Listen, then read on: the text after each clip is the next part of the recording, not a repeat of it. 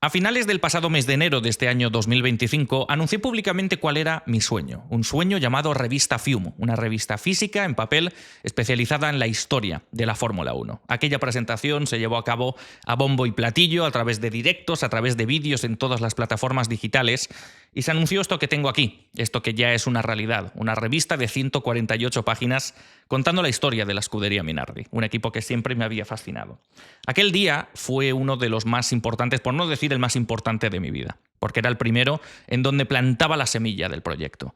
Pero este no se queda lejos, porque este, pues bueno, va a ser un vídeo con mucha menos épica, con mucha menos edición, más sincero, más directo y más transparente, pero es un día igual de importante, porque hoy se anuncia la continuidad y los planes a futuro de la revista FIUM. Y pese a ser un día de celebración y un día en el que este vídeo solamente debería contener los contenidos de la próxima revista FIUM, esto lo vais a encontrar en este vídeo, pero prefiero hablar antes con vosotros, sin intermediarios y sin música y sin edición y sin la épica que rodeó el anuncio de la revista, porque hoy ya no os tengo que anunciar un proyecto.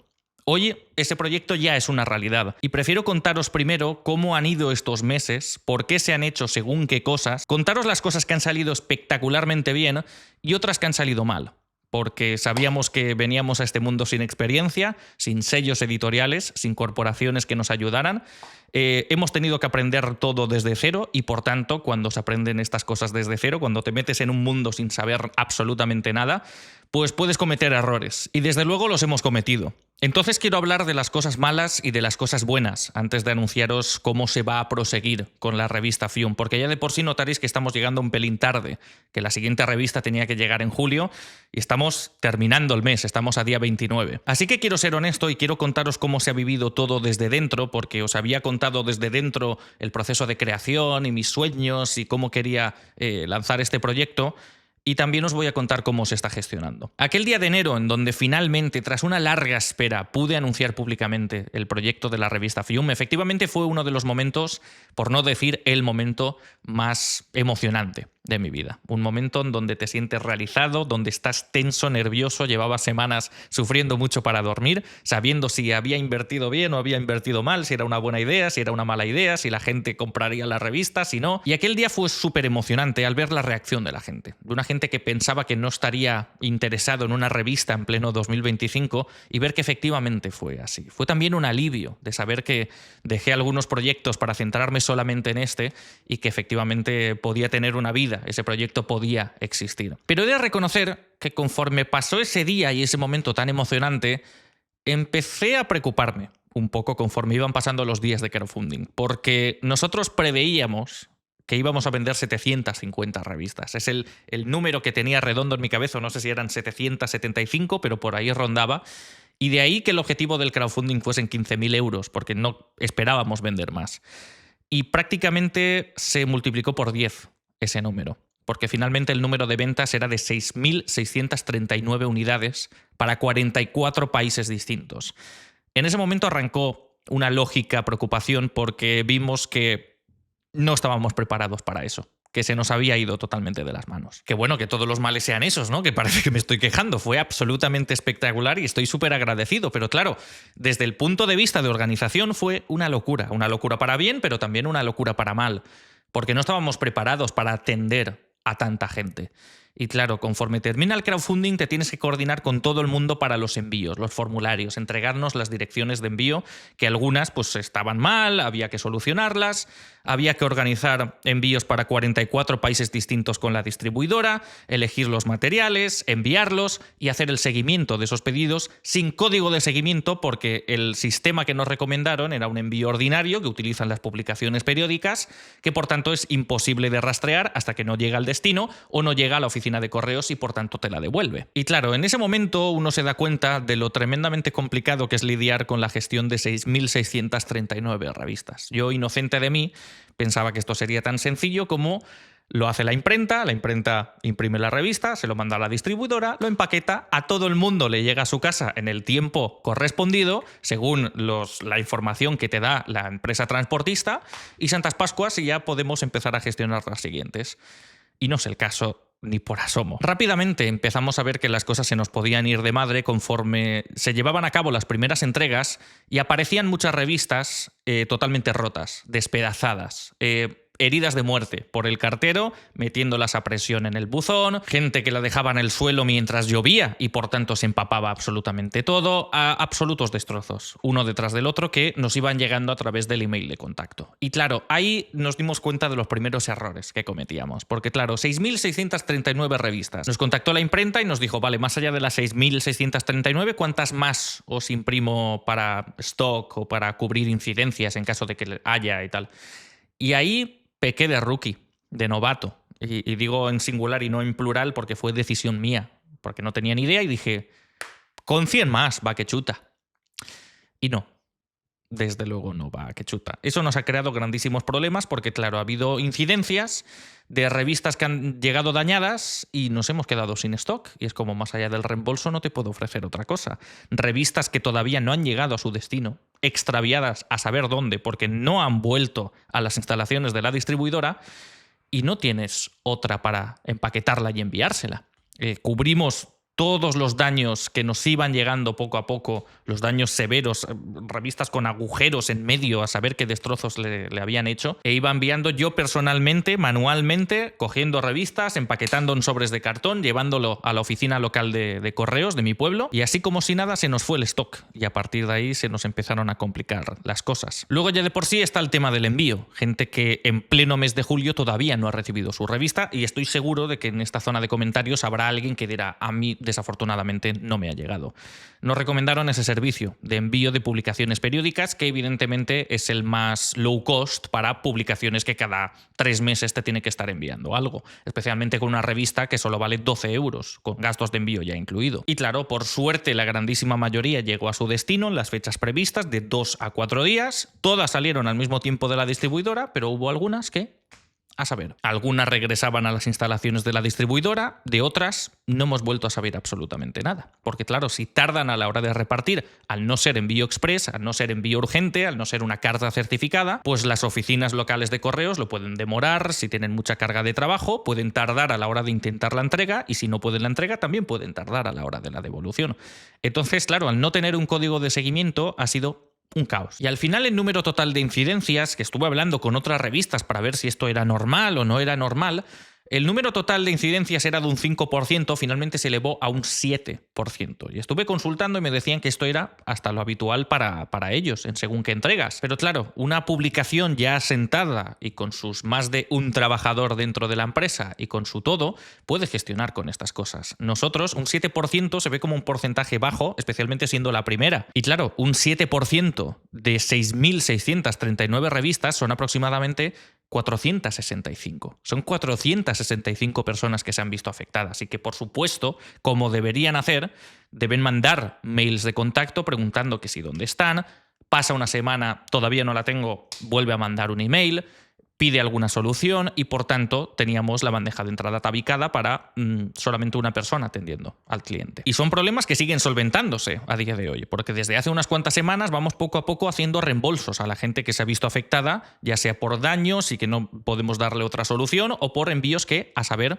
que nunca han llegado. Hemos tenido además mucha mala suerte porque no sé qué ha pasado en Colombia, que en Colombia parecía que se quedaron todas las revistas en la aduana, hicimos reembolsos a Colombia, la gente recibió esos reembolsos y la semana pasada nos llegaron como el mismo día 8 o 9 mensajes diciendo ya la tengo en Colombia, ya la tengo, me acaba de llegar, ya habiendo hecho el reembolso. Pero bueno, de todos modos se hace porque han sido 3 meses de espera, más de 3 meses de espera, y por tanto es algo excesivo. Y por tanto, creedme que han sido meses de muchísimo trabajo, de muchísimo estrés, de muchísimo agobio, donde desafortunadamente con mucha gente, con parte de nuestro público, no hemos estado a la altura. Y por tanto quiero, en este vídeo de anuncio de la siguiente revista, quiero pedir disculpas personalmente porque no hemos estado a la altura, porque la inexperiencia y ser un novato se pueden entender ciertas cosas, pero no justifica un mal servicio, porque no es un servicio gratuito, la gente paga por algo y no hemos sabido estar a la altura en esta primera entrega. Nos ha pillado de sorpresa todo esto. Y antes de ir con lo siguiente, quiero añadir aquí también que estamos muy sorprendidos por la reacción del público, porque hay incluso clientes que se han visto afectados por esto, por gente que todavía, sin saber cómo, todavía no tiene su revista en casa, que está siendo muy comprensiva. Y que incluso a gente que le hemos enviado el email ofreciendo el reembolso, gente que lo ha rechazado diciendo que esperaré lo que haga falta, si vosotros no la tenéis, cuando la tengáis ya la volvéis a mandar, que yo lo que quiero es la revista. y apoyar el proyecto. Entonces, desde aquí, muchísimas gracias de todo corazón a la gente que está teniendo esta paciencia, que no deberíais por qué tenerla, porque se os ha prometido un servicio y ha habido gente que desafortunadamente todavía no tiene el producto que ha adquirido. Y que sepáis que seréis recompensados en el futuro. Y bueno, alguno que otro se preguntará, ¿por qué este señor del bigote nos está contando todo este rollo antes de hablar de la segunda entrega? Pues para que entendáis que a raíz de todos estos problemas, de estos errores y de estas lecciones aprendidas, hemos tomado medidas para la siguiente entrega. Esto es lo que más me ilusiona, anunciar el primer pack de mejoras de la revista Fium, y no como el de Aston Martin. Estas son de verdad. Empezando por tema envíos y embalaje, que ha sido lo que más he comentado en este vídeo, deciros que evidentemente hemos cambiado el transportista, porque 3 meses y medio para que llegue una revista, por mucho que sea otro continente y demás, es totalmente innecesario. Por tanto, el 90% de nuestras ventas son en España, de ahí que la prioridad sea el envío en España. Y por tanto mejoramos el sistema de envío, cambiamos de un envío ordinario sin código de seguimiento y sin nada, a un envío express nacional con una entrega garantizada de 48 a 72 horas y con código de seguimiento, que estamos trabajando ahora con los informáticos para que en el momento en el que nos entre una venta o una nueva suscripción, entre automáticamente en la base de datos donde se le asigna un código de seguimiento y se os envía automáticamente por email para que podáis ver en todo momento dónde está vuestro pedido. Y si se extravía, si no se entrega, si no se ha podido entregar en casa porque no había nadie y demás, tendréis siempre un enlace donde encontraréis una respuesta, porque en contacto@revistafium.com no os podíamos dar ninguna porque no había código de seguimiento. Con respecto al envío internacional, los únicos problemas que ha habido han sido desafortunadamente en Latinoamérica, que es donde más ventas hemos tenido más allá de España. Hemos tenido envíos a Europa, a Asia, a Oceanía, a Norteamérica.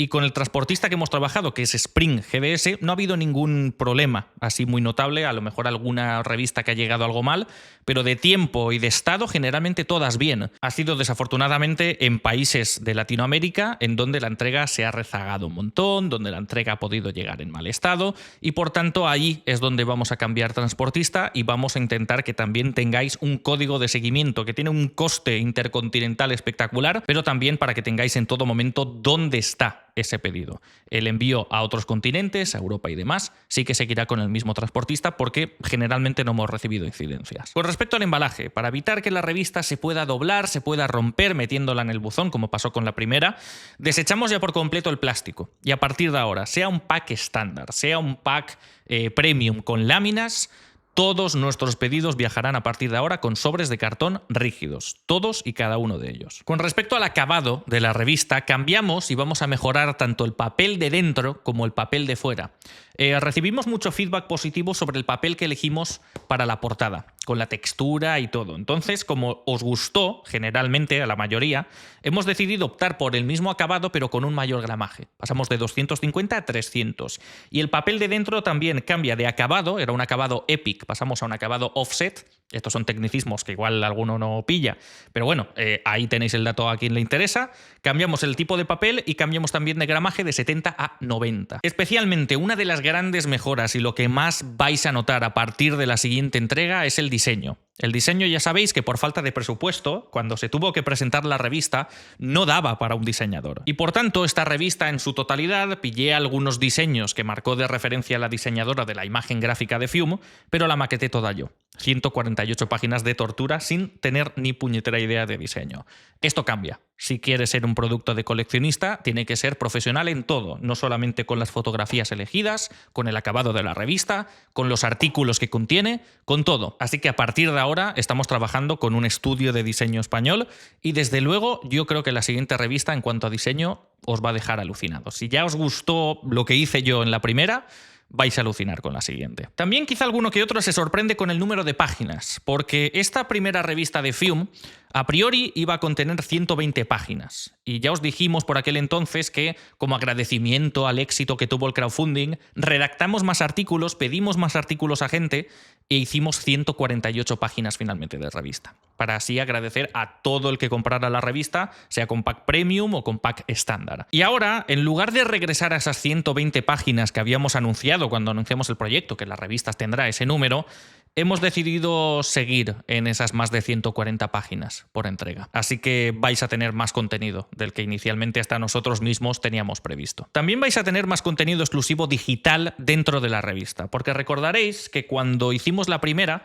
os hice algunos vídeos en YouTube, que eso va a seguir sucediendo, y os puse el código QR de ese vídeo de YouTube, que es público y que se puede buscar, no hace falta escanear este código QR. Entonces hemos mantenido el tema de los QRs en las entrevistas, pero vamos a meter en los QRs vídeos que están en oculto. Vídeos que sí o sí, si no escaneas con el QR, si no tienes la revista, no puedes ver de ninguna manera. Y serán extractos de entre 14 y 16 minutos, extractos sin interrupciones de los entrevistados de la revista Fium con subtítulos, ya sean en español o en otro idioma, para que tengáis, más allá de las entrevistas en papel en la revista, podáis escuchar de viva voz de sus protagonistas parte de esa entrevista e incluso partes que no están dentro del papel. Y bueno, a partir de ahí también hay otros cambios editoriales, como añadir pies de foto, que no teníamos en la primera. Muchísima gente lo había pedido y por tanto pies de foto tendréis para la siguiente. Tendréis más ilustraciones dentro de la revista, más diseño propio dentro de la revista, más datos técnicos, más fichas técnicas de cada monoplaza que tratemos